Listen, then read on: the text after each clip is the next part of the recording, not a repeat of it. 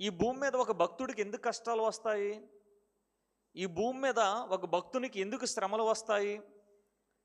అనేటువంటి ప్రశ్న ఒకవేళ యోబు యొక్క చరిత్ర కానీ దేవుడు బైబిల్ గ్రంథంలో రాసి ఉంచుండకపోతే, యోబు ఎందుకు శ్రమపడ్డాడో, యోబు ఎందుకు బాధపడ్డాడో, యోబు ఎందుకు పరీక్షించబడ్డాడో అనేటువంటి విషయము దేవుడే కానీ యోబును గురించినటువంటి ప్రస్తావన ఈ పరిశుద్ధ గ్రంథంలో రాసి ఉండకపోతే, ఇక భూలోకములో భక్తునికి వచ్చేటువంటి ప్రతి శ్రమ, ప్రతి బాధ కూడా అతడు సమాధానం లేనివాడుగా, లోకానికి సమాధానం చెప్పలేనటువంటి నిస్సహాయ స్థితిలో మిగిలిపోతాడు.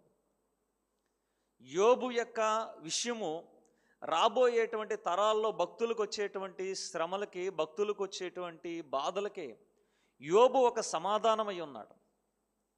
యోబు ఒక ఆన్సర్గా మిగిలాడు. యోబు యొక్క విషయమే దేవుడు కానీ వ్రాసి ఉండకపోతే భక్తుడికి శ్రమలు రావడం ఏంటి? భక్తుడికి బాధలు రావడం ఏంటి? భక్తుడికి ఇలాంటి వ్యాధులు రావడం ఏంటి? భక్తుడికి ఇలాంటి రోగాలు రావడం ఏంటి? భక్తుని యొక్క స్థితి ఇంత దిగజారిపోవడం ఏంటి? అతడు ఏదో చేసే ఉండుంటాడు. అతడు రహస్యముగా తన జీవితంలో ఏదో పాపం కలిగి ఉండి ఉంటాడు. అందుకొరకే ఈ స్థితి భక్తుడికి వచ్చింది అని ఈ లోకము ముద్ర వేసి భక్తుణ్ణి కృంగదీసేటువంటి పరిస్థితుల్లో యోబుని గురించి దేవుడు వ్రాయించినటువంటి మాట